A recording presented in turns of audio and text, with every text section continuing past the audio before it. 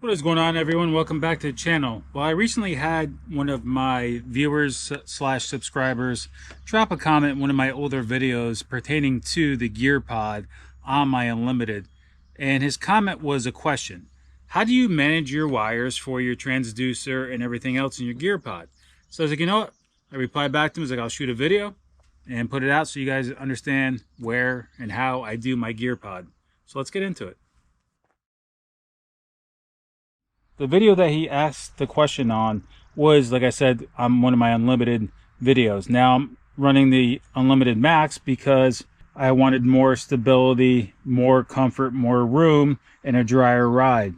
The longer I'm doing kayak fishing, and it's funny because a lot of people do the opposite, I'm adding less to my kayak than before. Even though I got a bigger kayak now, it's for those main reasons, to be drier, more being more stable, having more room, etc. Even though I'm not adding more accessories to my kayak, it's more for the comfort and the ride quality over my Unlimited. So this Max is unbelievably so much more better than the Unlimited.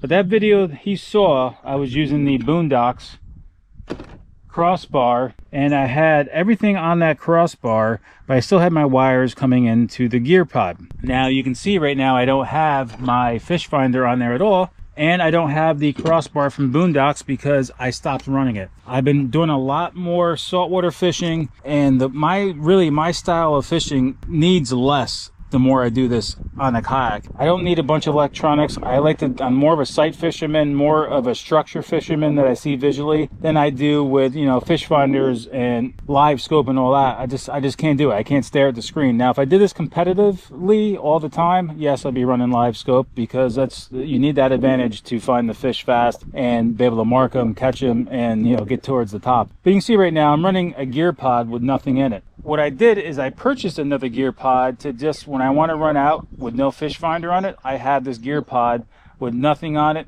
You can see I don't have any marker lights on it because most of the time I've been running out. I don't really go out at complete darkness in the morning when I'm just going out to do some fun fishing and don't need my fish finder. So I'm not out in the dark, so I'm not really worried about putting any additional lights on this Gearpod. But I do want to show you my Gearpod that I have set up now, that when I just want to go out with my fish finder, I just unscrew these and change it out. I just store my extra torpedo battery in here, my first aid kit, extra stuff, ropes, tethers, all that stuff. But when I do want to go out with the fish finder, this is how we have it set up now. And here's my old Gearpod, which actually has screws in it right now. And you can see this is all self-contained now. That's why I'm not using the Boondocks crossbar. I'm putting the graph on the actual Gearpod. You have track there for that reason. And I'm not using the retract system anymore, which normally goes right in that scupper hole right there. And the reason is, even though they have a new version of it, the reason is I was getting a lot of sand stuck in there and it wasn't retracting or really dropping down anymore because of the sand. Now they have a version 2 for the retract system, and it has a single arm. Since that single arm is there, you don't have to compress those screws. If you guys use this retract system, you know what I mean. It's a single arm, so it goes up and down a lot better. And I'm still not using it right now just because the way I'm set up with the Gearpods, taking them on and off, I didn't want that retracts in there, because when I do take this Gearpod off and just want to run the one without the fish finder on it, I would have to pull all the wires out of this to get the transducer wire out, to take the retract system out of the kayak. It's not a horrible ordeal, but it's just flip-flopping back and forth quickly. It is a little bit of a pain in the ass to do. So you can see here that I just have the through wires adapters from Yak Attack. So my power comes out and my transducer wire comes out, but then back in, and everything is tie wrapped up inside here. And I'll show you that here now. And this also has the lights on it, but everything's tie wrapped up on here. So you gotta go out to your fish finder in the back, connect your transducer wire, take it in, and then come back out with the amount that you need and just tie wrap up the rest. But all I gotta do is just take this and put it in place of the other one. Trying to do this from outside the trailer here. Get my fat ass up here. And that's it. I can tighten these down and away I go. So I was using the Yak Attack sidearm thingy, but when I was away on one of my last trips, I over tightened it and actually snapped it. So in a hurry, I bought the Scotty transducer mount, and it was a lot cheaper. So this is the Scotty version of it, and I don't have it on here right now, but what I do is I take this off when I'm running the Gearpod, which is most of the time lately without the transducer and fish finder. I've been running another little pack on the side from Nucanoe there. Forgot the name of them. So all this I got to do is, this actually has the quarter 20. It's a bumblebee. Let me just stick this on here.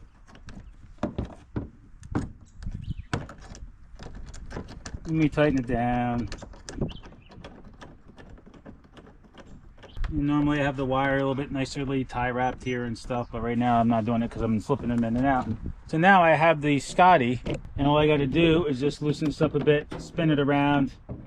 Can't do it on the trailer here. You loosen this knob here, and I could drop my transducer parallel with my kayak. And normally I have this sitting behind this, so it's kind of out of my way. And that's it. So you can see I just have this here, tighten those 2 screws down, and everything is enclosed, including my yak power lights for when I go out. When I'm fishing with the fish finder, normally I go out early in the morning. I'm either fishing a tournament, or I just go out earlier because I can with having the running lights on there. Having the Gearpod set up on any of your new canoes in general, sorry about that shadow there, is the better option for storage. Here, let's get on this side so you don't see a shadow as much. So you can see I can just switch this out real easy with 2 thumb screws, have my fish finder on there. You can see all the wires stay connected, and I use my Scotty mount on there. And when I break that up, I go back to the Yak Attack version. But for now, that was a cheap replacement that I could get real quick on Amazon and ship to my house because I needed it for a tournament the next day. But all my wires are just self-contained in here, which may be hard to see back in here, but I'll try to get you here on an angle. Here's my transducer wire. It's just all tie wrapped up. I was using those sticky backs that you could use the tie wraps to hold them in place, but you know, it gets hot, they don't stick. But my power cable, my transducer wire is back in here, just tie wrapped up, pushed back, and I normally put my first aid kit against this, and it kind of holds everything in place. And here's my connections. So I got 2 connections right here. I got one that's taped white. That is my main power for, it runs my fish finder. And then this other one here is for my running lights from Yak Power. So what I do is this here, this white one goes to my battery. And you can see there's a Y splitter on this from Nucanoe. I use the Nucanoe batteries. I throw a 20 amp hour in here, got the Y splitter. This goes to the battery. And then that other end of this for the Yak Power gets tied into that other side of that Y splitter. So I have one Nucanoe 20 amp battery that powers my fish finder and my running lights. And all I got to do, I didn't do anything fancy. It's just more crap to break. I didn't do an inline switch or anything. It's just literally, I plug this in when I need the lights for that hour in the morning, and I just get off my butt off the seat and I come up here and I unplug those lights. So I keep in here first aid kit, my extra Torpedo battery, tie wraps. I keep tools in here, spare props. That all fits in this Gearpod, believe it or not. And that's how I run it when I have the fish finder on here. And when I don't, I just have that Gearpod up there with literally everything I just said in here, minus the wires from the transducer and running lights. But I may add running lights on there and just throw a 10 amp hour in there for the Yak Power lights or whatever. Throw a 10 amp hour Nucanoe battery in that one and just stick some lights on the outside, and same concept. You just keep all your wires self-contained and there won't be anything coming out of that one like this one with the Yak Attack through wire kits. So I got one through wire kit for my transducer and I got one through wire kit for my power, and comes out and makes my connections out of here. But I love these Gearpods. That's why I bought 2. So the times I don't need all this stuff, which is not really a lot, I can just unscrew those 2 screws, put my other one on there just for my storage of everything that I need on the water, and that's it. And the good thing about the Max is you actually have this additional stern pod in the back for more storage. So I could probably even get away with this up here, the Gearpod, because I got the stern pod on this, but I almost kind of feel naked without actually having one, because I don't need all this extra room up front here, because you got plenty of room after your seat as far as the deck space. So I like having that there. I like having things in front of me. It's just easier for me to reach forward, even though it's really easy to come back here and grab stuff out of the stern pod. It's actually a little closer anyway, but I just like the Gearpod, guys. So hopefully this answers your question, the guy who dropped the comment, like how I manage my wires, and I hope it helps you guys out there. It's very simple. You just gotta do a through haul or a through wiring kit, however you want to call it. I always call it a haul, even though we're not going through the haul of the boat. But you know, it's just a through wire kit from Yak Attack. Sorry, there's too many damn yaks. From Yak Attack, that through wire kits, and I got two of them, one for the power and one for the transducer wire that just kind of goes in and out. The power just comes out to the unit and makes my connections in there on my buck connections and goes to my Nucanoe battery. Once again, no switch for that. It's just one 20 amp hour Nucanoe battery that powers my lights and powers my fish finder. My fish finder, when I have it out there, it just stays plugged in all day, and the lights, I just plug them in when I need them and unplug them when I don't.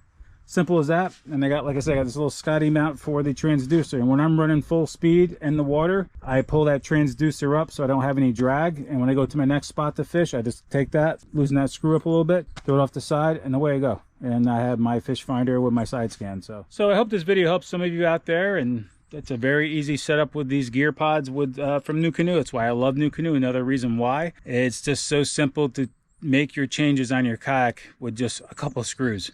You know, a couple thumb screws, tighten them down, loosen them up, pull them off, put something else down, tighten them down, and away you go. So that's it, guys. I appreciate you guys stopping by. Hopefully this helps you guys out there, and as always, be safe on the water, and I'll catch you in the water. See you guys soon.